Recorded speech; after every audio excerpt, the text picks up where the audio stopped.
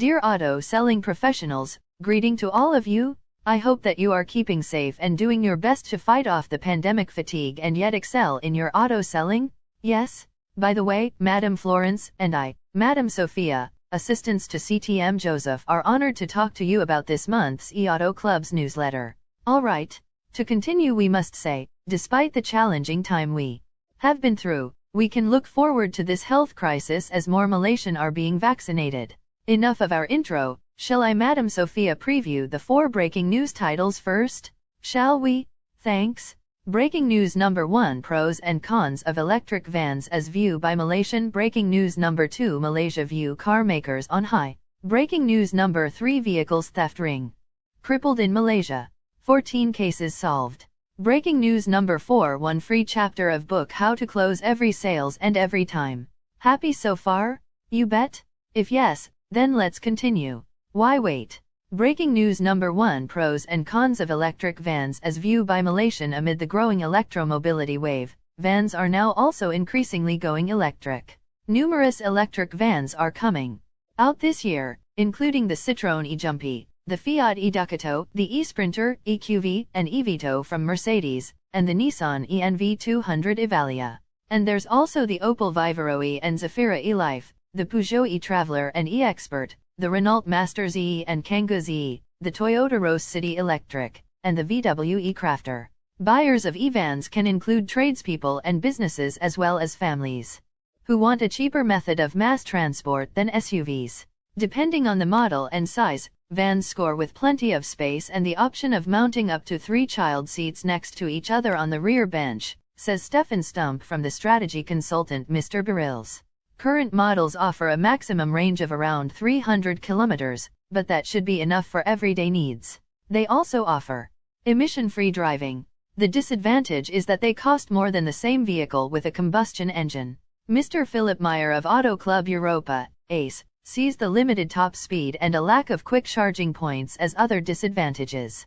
While the question of speed will be of secondary importance for many city dwellers, range and fast charging options affect most drivers of e-cars, he says. Mr. Jens Drahl from Auto, Motor UND Sport magazine also sees range and charging as issues. Without an intermediate stop and a fast charging option, the charging breaks and thus the journeys will be very long. This will particularly affect families or others who buy an electric van or minibus for longer trips such as vacations. Charging without a quick charger can take hours. The situation is different for tradespeople who use their vans within a limited radius, perhaps in a city. They can always charge the vehicle every evening. The range given by the manufacturer can also be exaggerated. In one e-van test, the range in actual use was found to be only 220 kilometers instead of the specified 329 kilometers. Philip Meyer advises prospective buyers to carefully investigate and test an e-van before buying it. For example, they should pay close attention to the battery capacity. How does the car behave in real operation? How much electricity does it consume and how far does it get with one battery charge? Personal experience is always the best recommendation to buy, he says. Stefan Stump recommends making sure that the vehicle has a fast charging option with at least 50 kilowatts. It is important that the battery can be recharged to 80% within 45 minutes, he says. This is the only way for owners to avoid hours of charging pauses on longer tours. For private customers, Jens Drahl does not currently see any decisive advantages to e-vans apart from emission-free driving. However, that could change in 2 years if the range continues to increase and prices fall. The market is only now getting a real momentum and efficiency will increase. Source Star Papers, June 28, 2021. The next breaking news is more shocking if I may say so myself.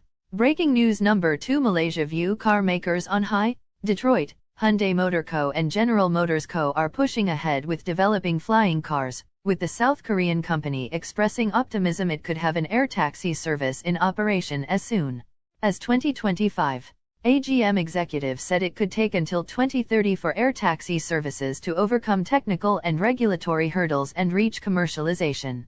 The zero-emissions aircraft, which take off and land like helicopters and carry passengers and cargo, are being developed by a number of startups as well as aircraft makers and automakers, but they face a long road to profitability. Hyundai is ahead. of its previously stated timetable for rolling out air mobility vehicles. José Muñoz, the company's global chief operating officer, said in an interview broadcast at the Reuters Events Car of the Future conference. Muñoz, who is also CEO of Hyundai North America, previously said urban air taxis would be in operation at major U.S. airports by 2028 and perhaps earlier. He told Reuters it could possibly happen before 2025. We see this market as a significant growth opportunity, Muñoz said, adding he was very confident of the technology's development. Hyundai is developing air taxis powered by electric batteries that can transport 5 to 6 people from highly congested urban centers to airports. Other automakers developing flying cars either alone or with startups include Toyota Motor Corp, Daimler AG, and China's Geely Automobile Holdings. I think that there's a long pathway here, Pamela Fletcher, vice president of GM's Global Innovation Team, said at the Reuters event. The year 2030 is probably a real commercial inflection point. She added, it's a very nascent space. There's a lot of work to be done on the regulatory side, as well as the actual technology side. In January, GM unveiled a flying Cadillac concept. Morgan Stanley has estimated the total addressable market for urban air mobility could hit $1 trillion (RM 4.11 trillion) by AE and $9 trillion (RM 37.02 trillion) by 2050. In 2019, Hyundai, which has a dedicated urban air mobility division led by Jae-won Shin, a former NASA engineer, pledged to invest about $1.5 billion (RM 6.17 billion) in urban air mobility by 2025. Muñoz said Hyundai sees its flying cars serving not only residential customers but also transporting commercial cargo. Hyundai does not want to sell flying cars as a simple transaction, but believes it can develop services around the vehicles, Muñoz said. Source star 10 July 2021. Following this is yet another interesting news. Agree? Breaking news number 3. Vehicle theft ring crippled in Malaysia. 14 cases solved. Gombak, the district police have busted a vehicle theft syndicate responsible for at least 14 cases and arrested one of its members. Police had been gathering intelligence on the group for some time, Gombak OCPD Assistant Com Zainal Mohammed told a press conference at the Rawang police station yesterday. Acting on information gathered, we spotted 2 men acting suspiciously at Pekan Rawang on August 4. One of the 2 was seen attempting to steal a parked car there. We managed to apprehend one of them but the other escaped, he said. ACP Zainal said the owner of the car was only notified of the attempted theft after the arrest had been made. This shows we are still proactive even while handling the pandemic, he added.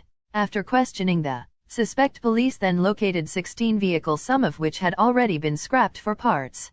Police estimated the value of the find at between RM 50,000 and RM 60,000. We have solved at least 14 vehicle theft cases with this. We believe there are more members in this gang and we have already identified the second suspect who escaped arrest, ACP Zainal. Source August 3, 2021. Lastly, breaking new number 4. One free chapter of book How to Close Every Sale and Every Time. Before ending this August 2021 e-auto selling newsletter, I have been asked by CTM Joseph NG, your sales expert, to allow my virtual colleague Madam Florence to complete it. All right. Thank you, Madam Sophia, for allowing me to say more about the free books, Closing the Sale, of the chapter, Trial Closing. Before continuing, may I introduce myself as Madam Florence. Okay. Chapter 2. Trial, Closing for Selling Effectiveness. Quote, your trial closing question should be non-threatening when you first begin to question the prospect, by Ron Willingham in his book The Bestseller. The New Psychology of Selling and Persuading People. During the tea break in one of my workshop sessions in Penang, one salesman shared this trial close with me. He told me that his method of closing was not just to ask his prospect many times to buy, but he followed a plan that engaged repetition as one of its vital forces. After he has generally given a basic demonstration of his product, he would present an alternative trial close. He would then say to the chef of that hotel, would you want to pay by our payment a scheme or B scheme for this large consignment of orange juices? My participants said that if this trial close technique is to work, it has to be worded so that the answer is either a yes or a yes. Whether the chef says he will pay under scheme or B. It doesn't matter because the answer is still, yes, his hotel will buy.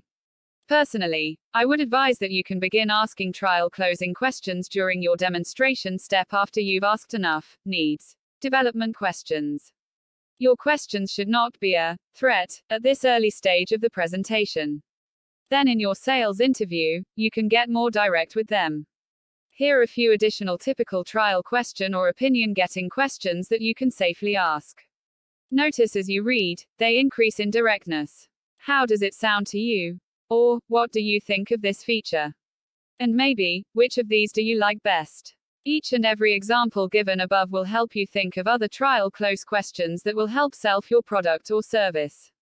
From the time you begin your demonstration to the point that you feel a close is appropriate, your objective is to get opinion, reactions, feelings, or feedback. The trial close questions give you these. I'll repeat, you can get this information without being threatening or pushy. These types of questions get your prospect talking and you are listening. It helps them sort out their own thinking and sell themselves. It impresses them that you, not just trying to cram something down their throat. It's just another trust-building activity. It also gives you lots of information about where you are with prospect. Quote, set aside half a day for practicing your presentation and adapting as many trails, closing as possible. Rehearse the exact words as gesture you will use. By McMahon. Apart from verbal trial closes, there are some others that are based on salesperson's movements. An example would be when you, the salesperson, picks up the order book, walk towards the cash register or start to wrap the purchase. Some salespeople that I have encountered in my sales seminar have mastered this silent trial closes. There was this particular salesperson who told me that he simply stopped talking and gazed intently at the buyer, hoping to hear of a decision to purchase the item. If the buyer does not respond as hoped, the salesperson, a friend of mine, breaks the silence by picking up the sales story again. End of chapter 2. Now that we have finished presenting the final part of August 2021 e-auto selling newsletter, may we, Madam Sophia, CTM Joseph NG, and myself wish you goodbye and good luck to your auto selling career. Again, sayonara.